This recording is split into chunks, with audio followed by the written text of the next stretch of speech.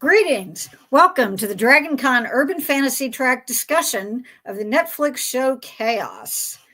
And I have a wonderful panel of people who are joining me tonight, and I am going to ask them to introduce themselves to you, and then we'll get started. And Sarah Rose, we'll start with you. Hi, I'm Sarah Rose. I'm a geek of many colors, as I like to call myself, and always happy to be back with you, Carol, on the Urban Fantasy track. So Well, thank thank you for you. having me. Always a pleasure to have you. And Diana. Hi, I'm Diana Peterfreund, and I'm a writer. And I've written lots and lots of novels, mostly for teenagers and younger children. And I've also written a ton of short stories. And I really love Greek mythology, and I'm so excited to be back on the urban fantasy track panels. Thank you. We're excited to have you back. Marks. Hey, I'm Mark Pyle. I'm a filmmaker, podcaster, and author, and I write sci-fi and urban fantasy, and founder of Cabot Crossing Publishing. I might be slightly geeky based on what's behind me. I don't know. And I love urban fantasy of all sorts, and I also like throwbacks to mythologies like this show. Yeah, you might be. I like that. Yeah, you might be. And I would like to add that Marks is probably the person who has been on more of my fan panels, the media fan panels, than any other single person. So, Wow. good. And I would also like to mention that this is panel, I think, 95 of the track on this channel, that we're pushing that 100 mark. So thank you, folks. And Daviar. Hey, everybody, I'm Daviar Snipes, coming after the legend Marks Pyle, because apparently Marks is just better than all of us. But no. It's I love this. I love being on these panels with you, Carol, and the groups that we put together, that you put together. Theater actor here, working predominantly in stage, currently at the Alliance Theater here in Atlanta, Georgia. Also do voice work also, and very big time geek, and I've had the pleasure of being on this channel here to talk about Buffy and several different things. So happy to be here talking about this show, because while I'm a big fan of Greek mythology, I don't have the deep dive knowledge that a lot of people on here might have. So I'm glad to kind of come at it from the angle that I'll be bringing, kind of from the show aspect and all of that stuff. So just fun and looking forward to it. Oh, that sounds great. Yeah, wonderful. And we have one of our very devoted longtime, Renita, joining us. And the fun fact, I always say, anybody who is, that watches any of these, come and say hi when you're at con. Well, she actually did, so I appreciate that. She came up after a panel, and that was very nice to get to meet the person behind the name or the online persona. So, okay, we're going to talk about this strange and fun and exciting show. And my first question for you guys is that, did you have a favorite episode? I mean, there was a lot packed into every single one of those 8 episodes. And it kind of, as an addendum to that question, did the show grab you from the very beginning, or did you have to get into it, to take an episode or two to really make you, be on board with it? And Sarah Rose, we'll go first with you. Now, I'm going to put this in the context of, it's been a little while since I've watched the show. I actually watched the last 2 episodes this evening, actually. Again, because I wanted to refresh myself on the ending, just because there was a lot to digest on the ending, and I'm like, okay, let me make sure that I remember everything that happened. Right. But for me, I think, to be honest, I guess to answer your second part of the question first, the show took me a little bit to get into.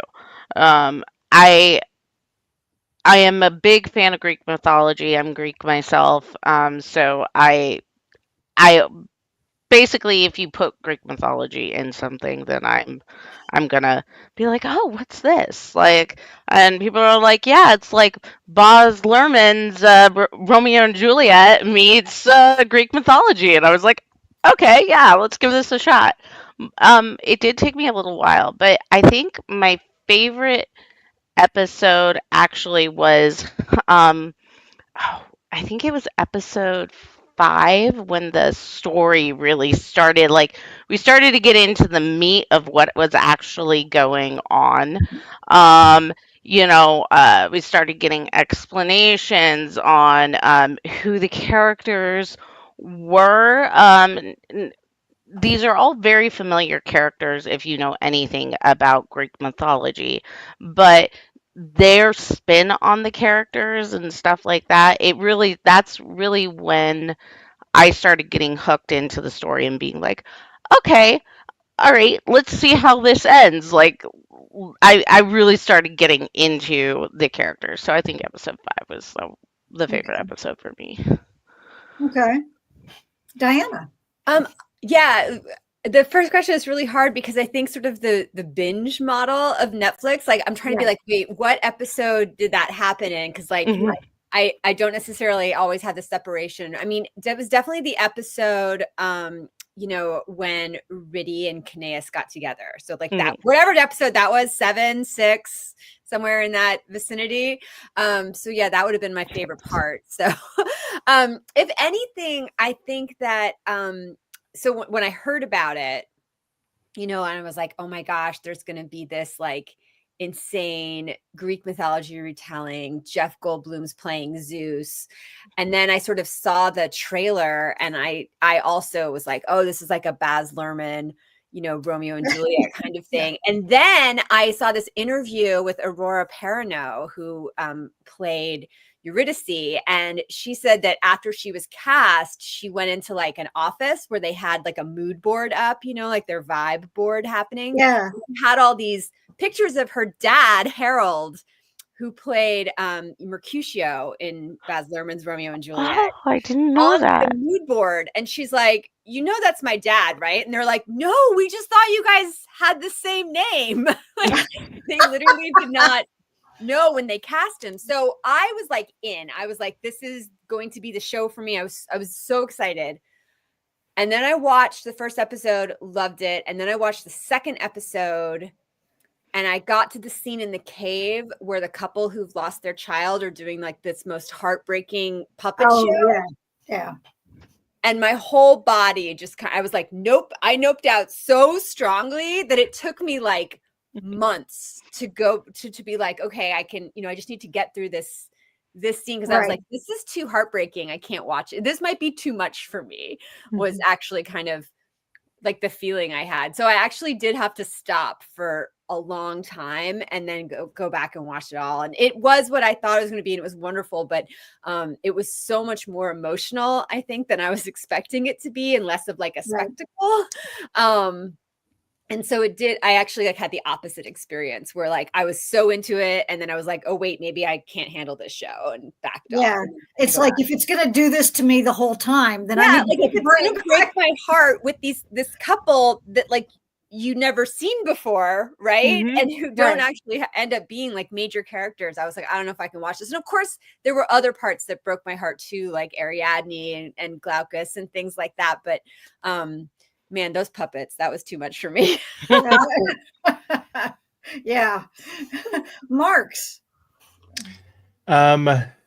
So this show was kind of weird because like I heard about it and it was Greek mythology. It was modern day. It had Jeff Goldblum, which is a pretty good selling point for me. But I really didn't know a whole lot else about it at all. And whenever you suggested it, I was like, well, I wanted to watch this. So this is a good motivation to watch it. And I was really surprised how much I enjoyed it by the time I finished episode 1. I was like, oh, this is a lot better than I was expecting, honestly, because I heard it got canceled already at that point. So I thought maybe it was going to be not so great. And so it kind of hooked me by the end of episode 1. I was like, well, I'm hooked to the point where I want to see what's going to happen next. But I do think it took a few episodes, similar to what you were saying earlier, Diana, like when Riddy and Canis meet up. That's where I think it really starts to gel together and come together. Which maybe is episode 4, maybe it's episode 3. I'm not sure where that was. And that makes it really hard to pick one episode because they all kind of blend together, honestly. Well, it does. Well, let's put it this way then. Did you have a favorite scene, or if you can't remember if there's not an episode or a specific thing that happened, let's put it that way, event?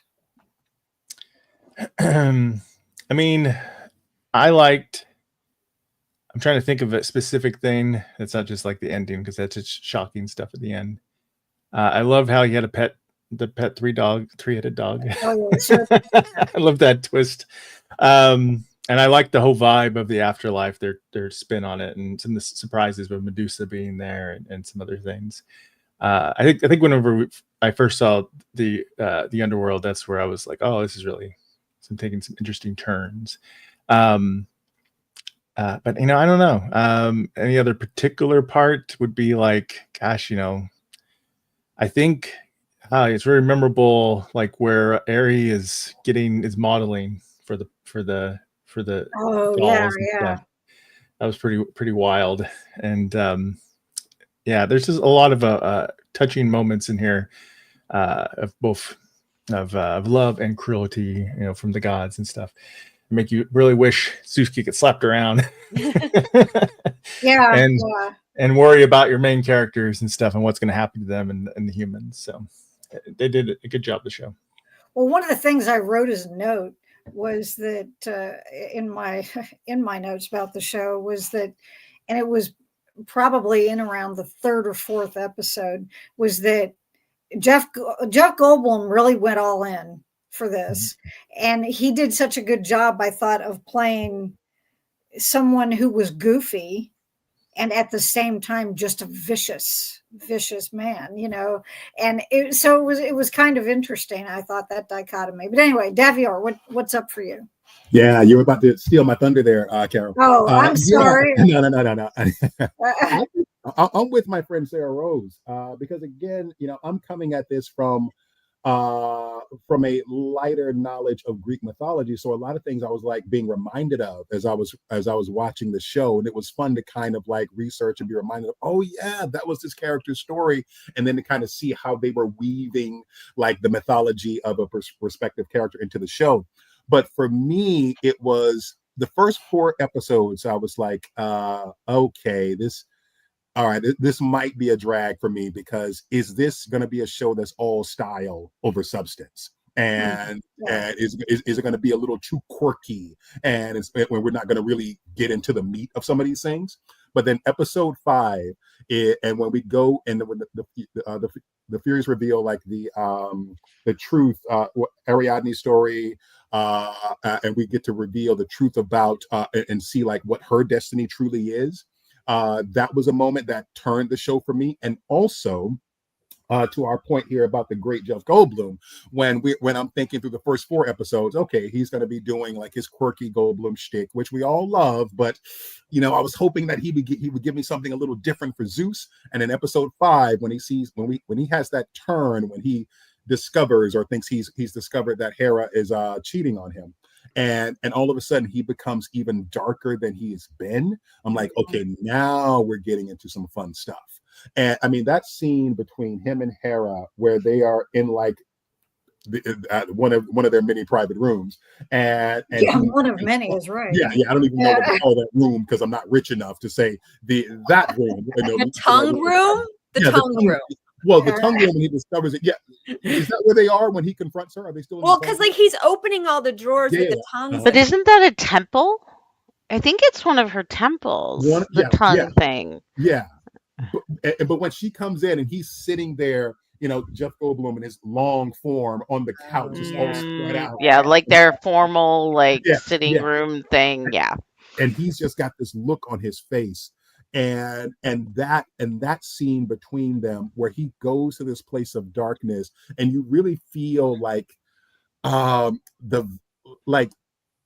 vanity and kind of the desperation of Zeus to hold on to his status, and that's, to me, is when the whole show turns, and it kind of maintains the trajectory through the last 4 episodes that really hooked me. So for me, it was 5, because before that, I was a little on the fence, but that's when the show kind of found its glory. So about halfway through, a little more than halfway through, Yeah. then you were. Javier, do you know that Jeff Goldblum was a replacement? No, who's the original cast for that? Hugh Grant. That would have been good too, though. It would have been totally different, but Hugh Grant would have been Fascinating. that would have been Yeah. awesome. Yeah, especially if you saw him in that like horror movie, you know. Yeah, he was I did. Heretic, like, I did. Yeah. I did. Yes. Yeah. It would have been really interesting. I mean, a very different take, but I mean, I think Jeff Goldblum obviously did a great job, but it was interesting that he was not the original. Yeah, very interesting.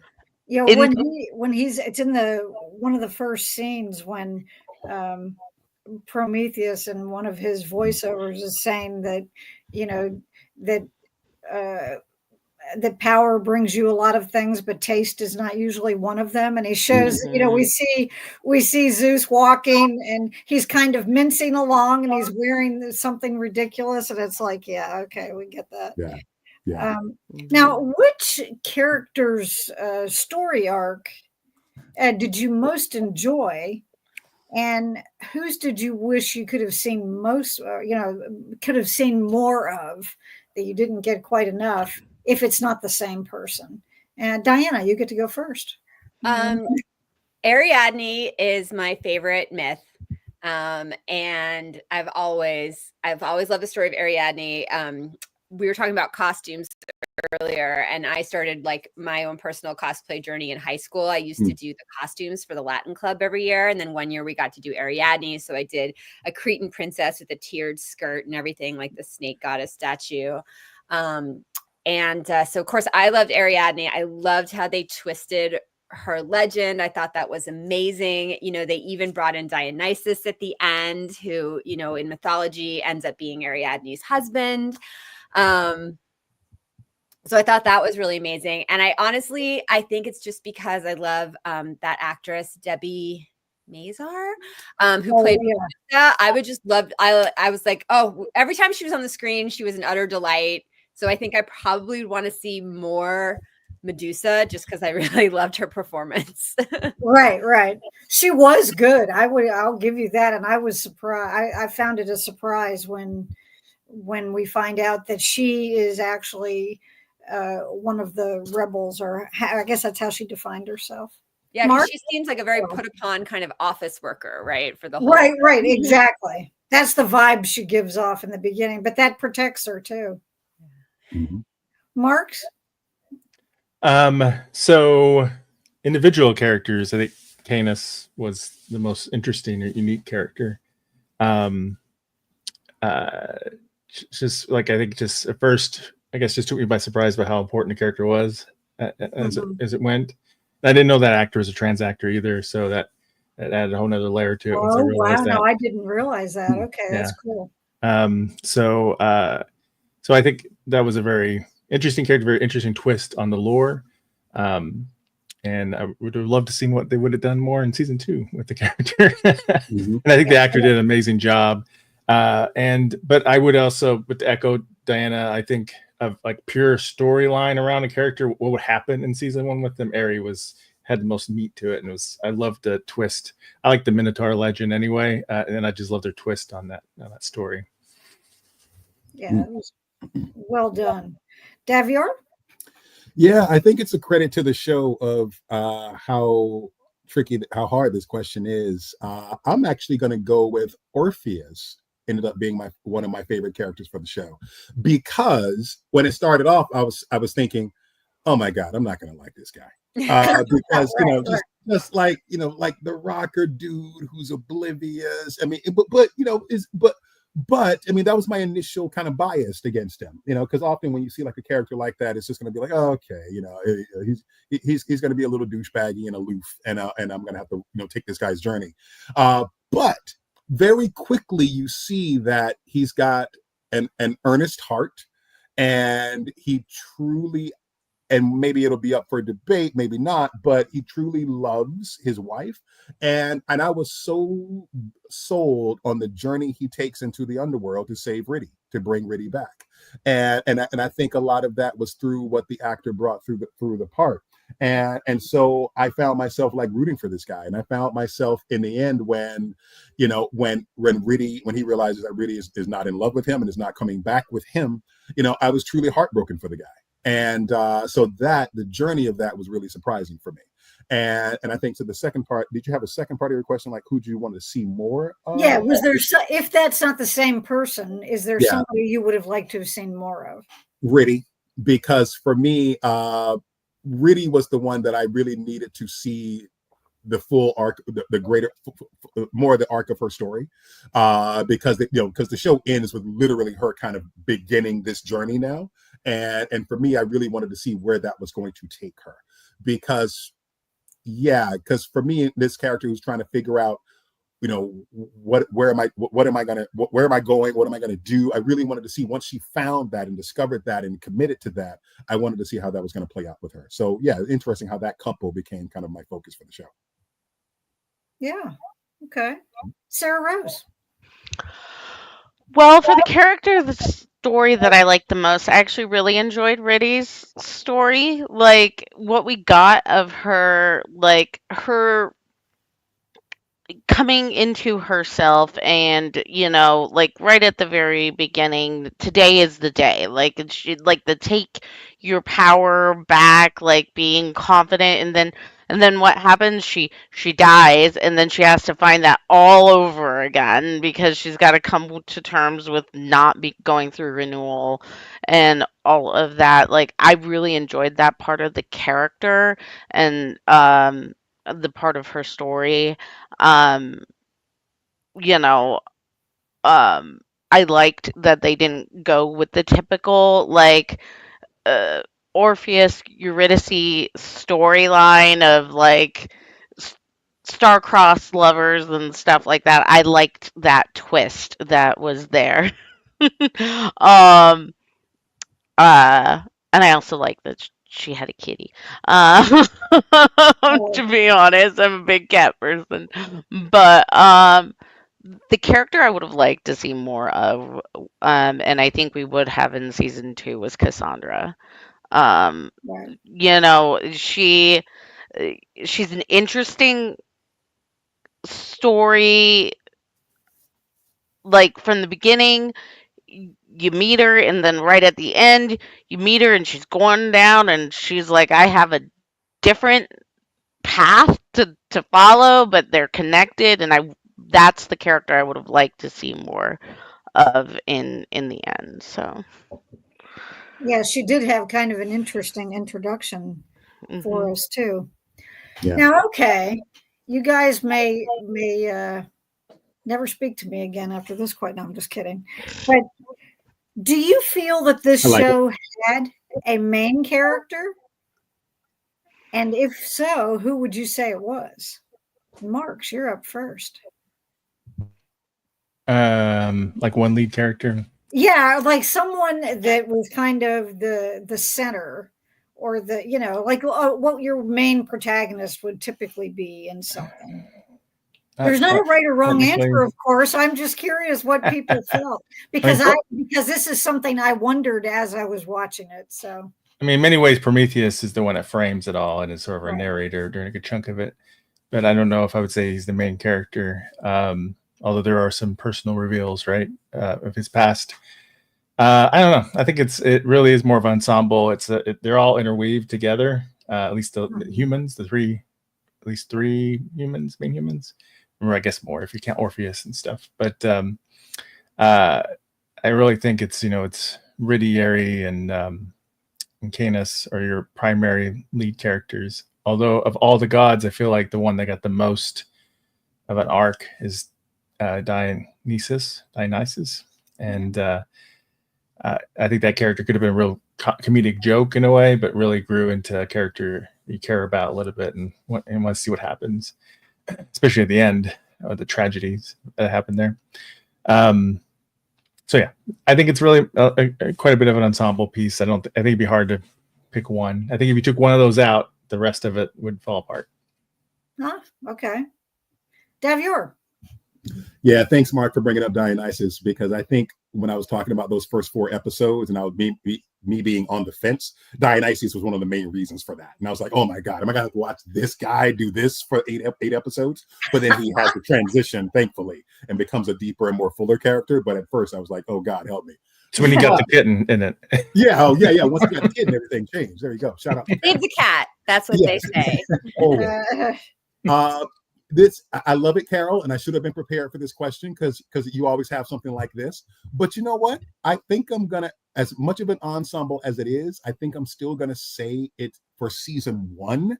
The main character is still Zeus, because I think so much of his actions are what kind of catapult so many different things. I think everyone responds to what he does.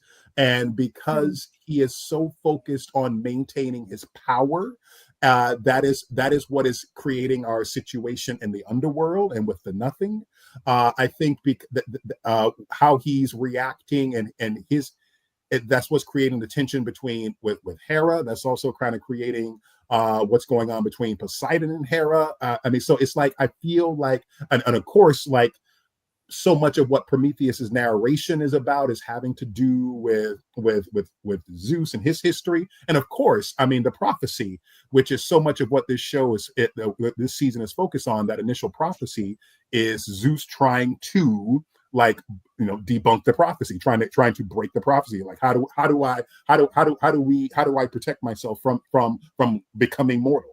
And so I think because so much of it is stems from his actions and his motivations. That's why I'll say he's the main character. Okay. Sarah Rose. So I'm gonna kind of steal from both Davier's and Mark's answer because it's kind of a complicated question. It is very much an ensemble piece, but I would agree Zeus is the main storyline, the main character that keeps everybody together. So if you're going to say one person is the lead character, that would be Zeus. But that being said, I don't feel like he's the heart of the story. And so the heart of the story is also a big part of the character arc, and that would be the 3 humans, plus Orpheus. Okay, so in that part, no, there's not a main character. It just depends. Like I would be interested to see how much screen time each of the characters got because that's a very good way of determining who is the main character. But a lot of the story comes from this idea that how are we gonna, the downfall of Zeus, and because of that, Zeus is just such a central part and arc of all of these stories in some way or another, or a catalyst for them. That I still feel like Zeus is that important, that main character, if we've got to choose one. Okay. Diane. I think it's an ensemble piece, I mean, it's kind of like Game of Thrones where you can't pick any one main character like that. You really are following. And when I watched the first episode, I was like, oh, Eurydice is the main character of this. Cause that first episode really does sort of focus on her journey into death. But there are also other episodes. There's like very Orpheus heavy episodes. There are very, episodes, so there are obviously like a ton of different main characters, and there's sort of like a secondary tier of characters that would be like Persephone, Hades, I don't know, the Fates, were they nuts or what? They keep coming back, and Eddie Izzard was really great. But I definitely think it's like an ensemble piece that, I mean, I think they do a really good job of showing throughout it that none of these things, like at the end, there's this wonderful point where you reflect on everything that's come through to like sort of give Kaos like the power that he achieves at the end of the finale. And I thought they did a really good job of showing that everybody was involved in this fate, like everybody, Kaos's mom, you know, like Billy Piper, like everybody had a part to play in this massive thing that happened. It was, you know, this was obviously a plot centuries in the making kind of thing. Right. Yeah, if I may that's add, a good point about that scene where or the number of scenes that were, you know, coming out one after the other, as you said, leading up to that moment. That was, and when you're watching it at the time, at least for me, it's like, oh no, what's going to happen? You know, it's like, what are they going to do after they've shown us all this stuff we've already seen in this one really tight reel? And then it's like, oh, okay. Now, how would you say? What were you going to say? Okay. Well, I just wanted to quickly, I mean, I think to what we're all saying, I think it's just really impressive, like how well written these characters are. Because in only 8 episodes, and no episode is over an hour long. I think the longest episode is like 55 minutes. And like for there to be this many characters that not only can like equally vie for like who is the lead, but like has such like convincing and just fascinating stories, and are just so well performed. I mean, it's really a credit to just, you know, to the writer of the show, the writers of the show, that it is in this that many episodes that is well done. And so so I think that's a great question, Carol, and just to kind of help us analyze just like, you know, how much everyone does contribute, you know, and so that's pretty stellar, I think. Now, how does this show compare for you? How do you feel that it compares to other depictions or adaptations that you've seen in either media or books, you know, for this same kind of story, you know, these retelling kind of approaches? And Davior, it's your turn to go first.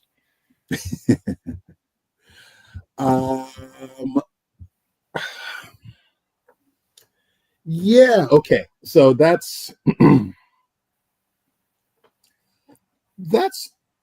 don't know.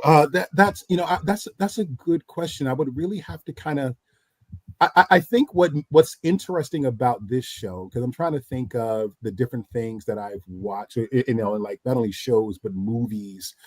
And I think it goes back to what I was talking about earlier. I think out of the shows that I've seen, that focuses on the Greek gods, and the movies that I've seen, I think what is interesting about this is perhaps the color, the quirkiness, like the aesthetic of it, and kind of what that does for how to tell this story. I think just, you know, how this show is shot kind of gives it like a flair and like a playfulness that I think makes it its own. I mean, you know, when Zeus, you know, and that kind of filters throughout the entire show. You know, I think the modernization of it works. You know, when you have Zeus walking around in a tracksuit and basically like what look like, I don't think they are, but what look like New Balances. You know, I mean, it kind of gives the show, it kind of gives you a different vibe. And but it also doesn't take away from like the power or the threatenings, you know, or the threat of Zeus when he turns dark. You know, so I think how the show presents itself in regards to its coloring, how it's shot, and its kind of its writing style, where it's very quirky and like fast paced. I think that kind of makes it uniquely its own, and kind of and so it's harder to compare it to other things, because off the top of my head, and I'm pretty sure, you know, the geniuses on this panel, you know, someone will probably have something. Well, actually, it's just like this, and I look forward to hearing that. But for me, like, in thinking about the things, like it's very unique in how its presentation is, and I think that's what makes it stand out. Okay, Sarah Rose. Well, me being the theater kid that I am, I cannot help but compare this to probably the mythology adaptation that is most prevalent right now in people's minds, which is Hades Town. Okay. Story of Eurydice and Orpheus. I mean, it has, it does not it have Zeus, it does not have Hera. None of those characters are part of that, which I think is really interesting because they managed um to grab all of these different characters and and all these different stories and really mesh them well. The only other example that super comes to my head is Percy Jackson. They do that really well as well, where they take all these different myths and Yeah. they compress them into a story, and a story that interlocks everybody together.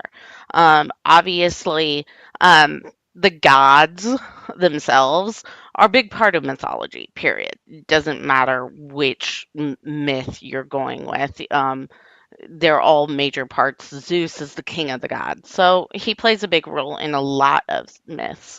Um, that being said, I mean, I'm going to go back to the fact that stylistically, I absolutely agree. It's something different that they've done with mythology in particular, like this particular style. And, as a huge fan of Romeo plus Juliet from Baz Luhrmann, that sold me, and I find it really interesting that Mercutio is Riddy's father, because that whole inner interjunction of the two medias that are they're two classic stories, but they're different, but the same. I just find that really interesting. But I will say they did a really good job of intermixing everything in an adult way, in a current way. Whether that be Kaneas, like uh, they don't outright call them transgender, but that part of the myth, because that is a legitimate part of his myth, is that you know uh they were raised a woman and then be turned into a man. That's a legitimate part of the story.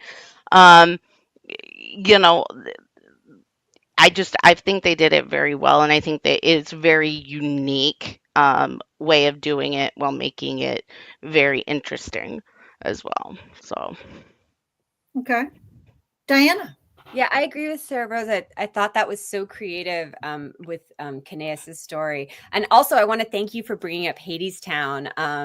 I also love Hades Town. My college roommate, Maria Cristina Oliveras, did a stint as Persephone in the national tour last year.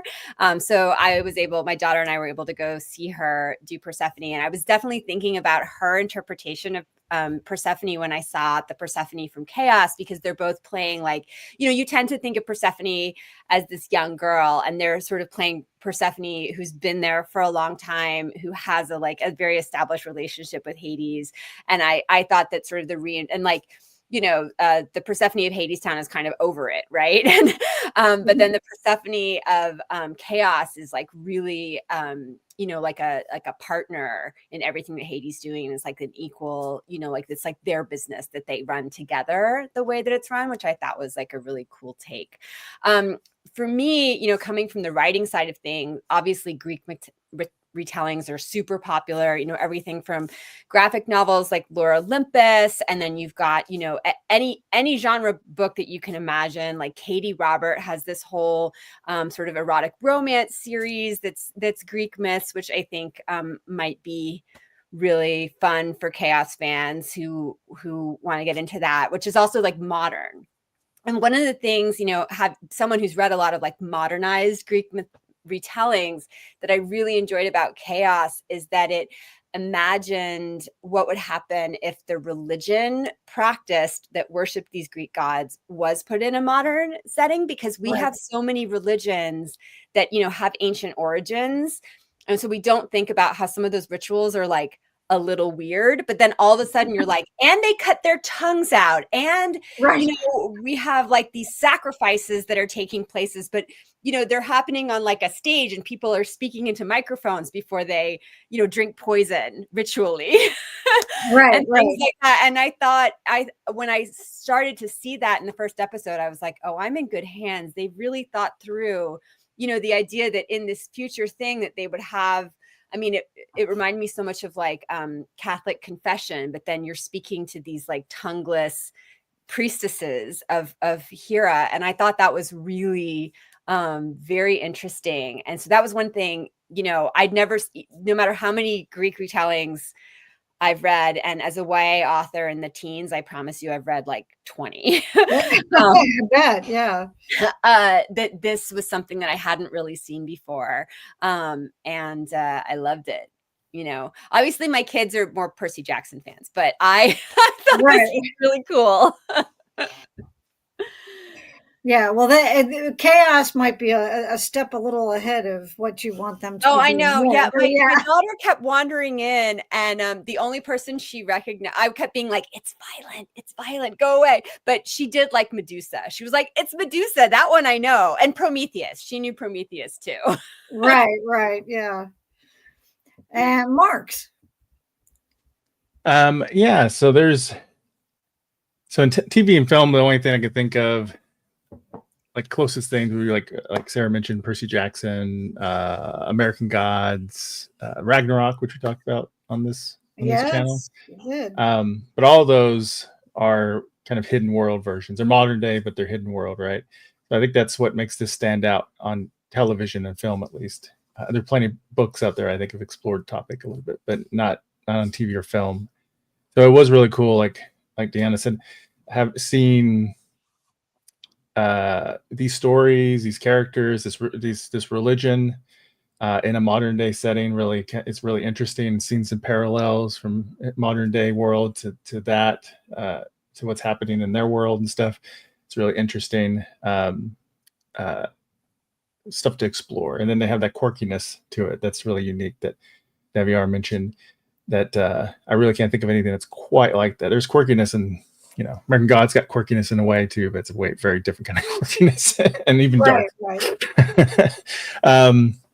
So I think that's one of the things that made it stand out. It's one of the things that made it stand out, but also made it hard for me to know what I was getting into when I first watched it. Right. So I just wasn't sure if I would like it or not. But I think they did a great job doing a little social commentary in there, throwing that stuff in there. Oh, sure, yeah. About while doing some unique spins on these classic tales and interweaving them in some unique ways. I found myself going back and reading some of the stories because there's a couple of them I don't know as well, and just seeing how they were different. It's just really cool. Mm-hmm. And I do want to go ahead. No, I was just going to say, I found myself like every time a character was introduced with a name that I recognized, I was like, oh, they're going to be, they're going to play some kind of a role, I mean, everybody had these very Greek sounding names because they were, that's where they were in Crete, modern day or whatever. But the fact that, when it was somebody famous, I was like, oh, okay, I recognize that one, there's something special. But Sarah Rose, go ahead. I was just gonna say I did find the religion part of it very interesting because it was almost like answering I guess an absurdity of our religion. Like it was like an absurd version of our religion. But whether it come down to the confessional, like, that was just like, or just some of like the, what did they say when they kept touching their hand? Vera, or like, is like their version of Amen and stuff like that, like where, the modern day, American religion is Christianity. It's almost like an answering part of that, almost like where they treat it almost like Christianity is treated now. Mhm. So I just found that very interesting. So Yeah, What's funny is every time I did Vero, I got used to it, after a couple episodes, of course. But I kept just thinking of, Homer Simpson. Oh, well, the thing is, I would not be surprised if that had a little bit to do with it, just given some of the other things. So that's From a plot actually perspective, they did it in the confessional, and when they would bring their hands down, that's when the God would appear across from them, right? Like there's that one scene where Minos like puts his hand up, and when he puts it down, it's Dionysus across from him instead of the priestess. I thought that was really cool. Yeah. Well, and if I may, go ahead. Yeah, or it was Poseidon, I think. Oh, I'm sorry. it was But what was so funny is he had the wig on and everything to make him look like a Tacita, even though he was. And he even made a joke out of it. Like he was like, just to be in this like ratty costume, like. So anyway, yeah. Yeah. Now there were some. Go ahead, Carol. Go ahead. Well, I was just going to say, but if you want to finish that thought, go ahead, because I was getting on to my next question. No, it's okay. Go for it. Okay. Well, and it was actually a word that, an adjective that you used, Marks, that made me think of this next, or that's a nice segue into this next question. And that is, I found that there were a lot, and what you were actually talking about yourself too, Davior, is that there were a lot of special touches, I guess you could say, or, like kind of quirky aspects of the show that were introduced. And I think that I had a couple of favorites, but I wanted to hear what you guys are, which ones really appealed to you. And what I'm talking about is, if it's not really clear, is something like having a garbage dumpster be the road to, how you get to the underworld or how you climb back out. I mean, stuff like that, that it's quirky, and, it's a special, I think it was something pretty special that they did on this show. Sarah Rose, do you have one? I guess for me, it's hard to pick. The game show aspect of it, that was really interesting. Like the game, like you had to, you had like the three judges. It was almost like the X Factor, where like they were sitting and deciding the fate of those people. Like I think that was for me like the most like quirky, absurd thing that sticks into my mind. Uh, yeah, I think it's the game That's a show good for one. me. That's a good one. Yeah. Diana, do you have one? Yeah, I just really think that the casting of this show was very inspired, and that there was some really interesting casting choices being made throughout the show. Not just, and I don't know how much of this has to do with the fact that it was a British production, maybe than an American production. And so they were like, the faces were very interesting. You didn't see kind of, you saw a lot of like really interesting faces. Like even when there was one scene where they brought in like the Queen of Troy, and it was Hecuba, and it was just this old woman, and she had this like amazing, fascinating face. So like nobody looked like each other. I thought Daedalus was an amazing casting choice. Like he's obviously like a very striking man. He has a disability, and yet he's playing this amazing craftsperson. And I went and looked up that actor's Matt Guinness. Oh, I'm totally blanking on his name, but he's a drummer. Like, so this man is an actor, and he's also a drummer. And I think that is a very interesting thing. And watching him and the way he uses his hands, I'm like, oh, this is really, fascinating that we cast this person as like the master craftsman and sculptor and things like that.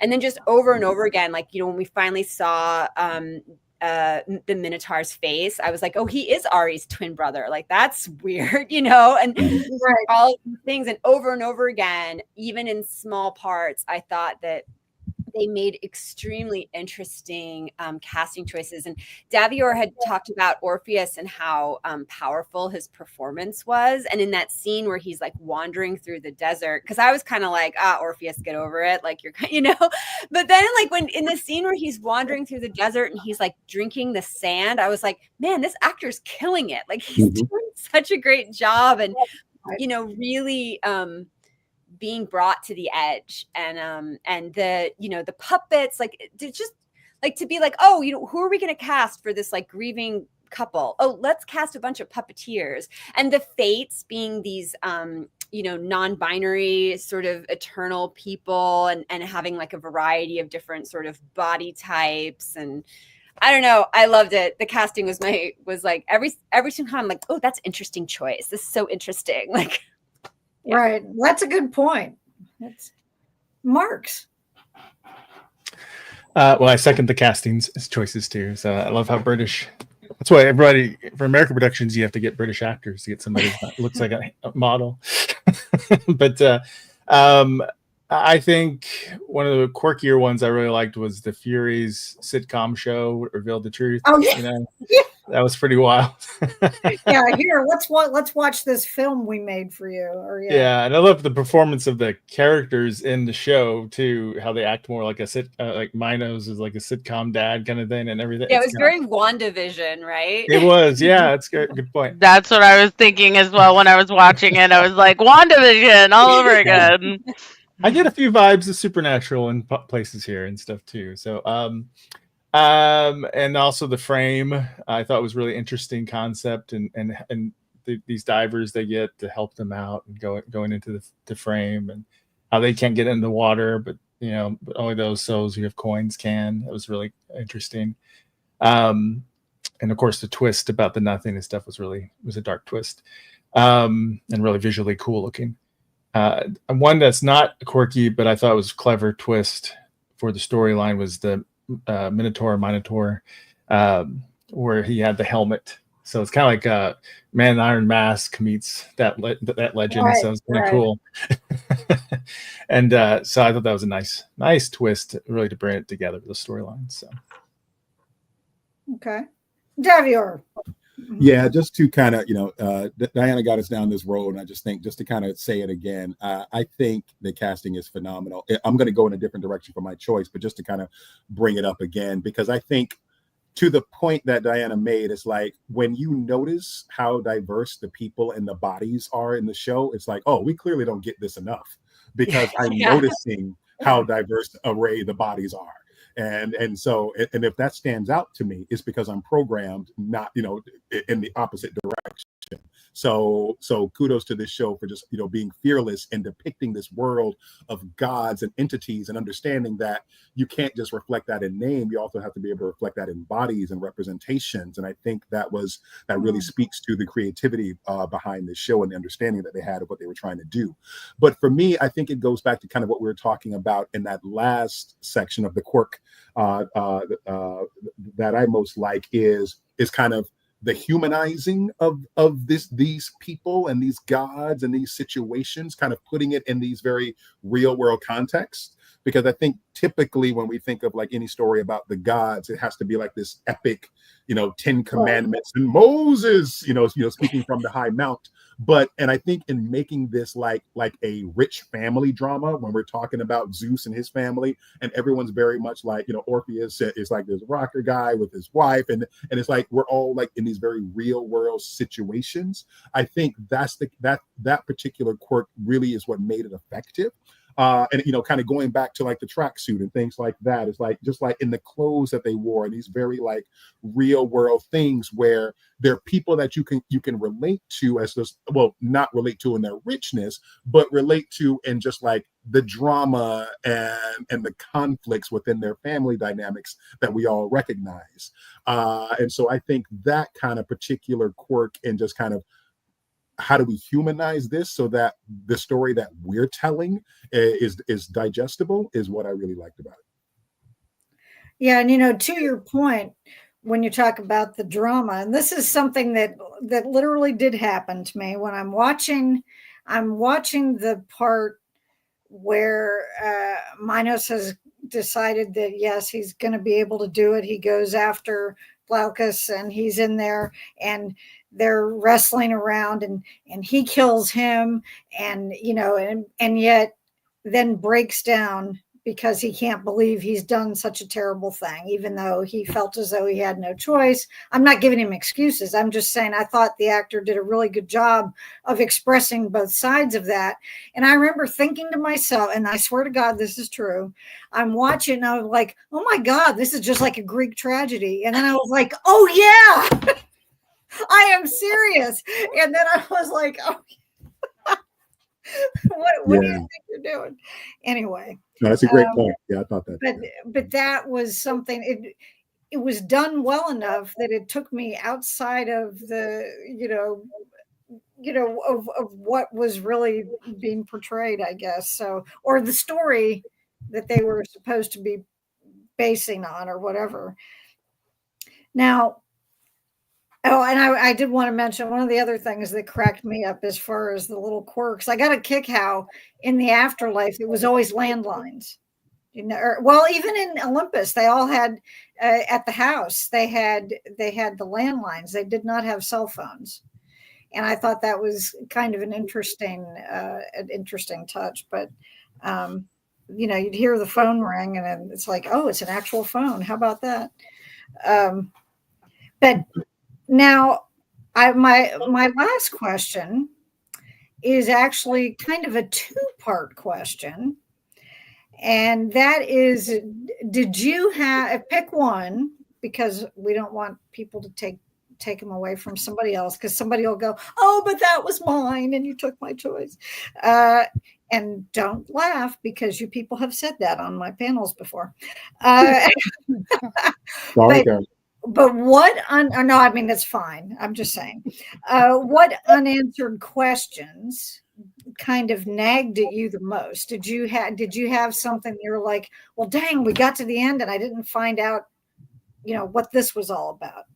And the second part being, what would you like to have seen in a season 2 if we had one? What would you have hoped that the show would have looked like? And Diana, you're up first. Oh, I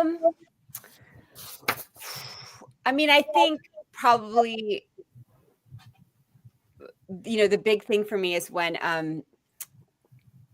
Kaos renews his mother. She looks at him and calls him Kaos, which obviously is the central theme of the show. And I was wondering if that was going to be another transformation that that Kaos makes, because you can smush that name down even further, right? And then you get so I was just wondering if there was a that they were setting up this kind of ascension for him, because the central story, of course, is about these gods. We find out over the course of the story that they were not gods, that there's kind of like a Jupiter ascending, sucking of souls happening, to these people, which I thought was really cool. And also the whole frame and renewal thing. Was anyone else getting Logan's Run vibes from that? Didn't they also call that renewal? When they go into the carousel and it's not, it's death. But I was like, oh my God, it's Logan's Run. But yeah, so I probably just, the big question of who is Kaos? What is Kaos? Is Kaos going to end up being a god kind of situation? That's it. So I mean, obviously there's a million questions, and we were robbed Netflix and all of that. Yes. Yes.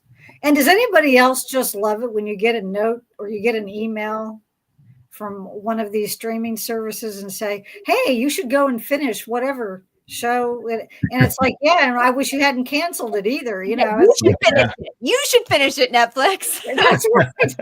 Yeah, we're waiting for you to finish it, and then maybe we'll go ahead now. Marks. Well, she took mine.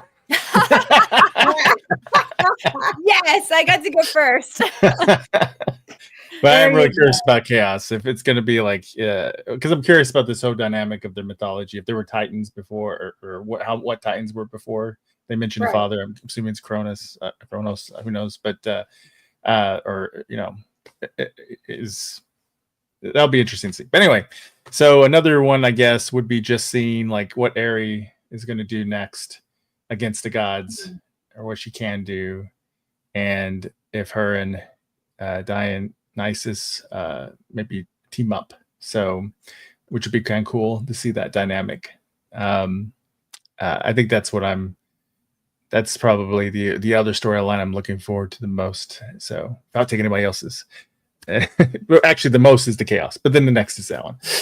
Okay. That'd probably be my number 2 too. I just want Ariadne and Dionysus to get together. Yeah, I think whenever she kills her father, and he's like, I think I'm in love. And so, Right. Yeah. And he says she's magnificent. Yeah, that was you it. can see on his face that he's like, I feel my heart outside of me, like beside his head. Right. He's the one. Xavier? Hey, and if I black out here, forgive me. The storm has hit my side of town. So, Okay, yeah. I would.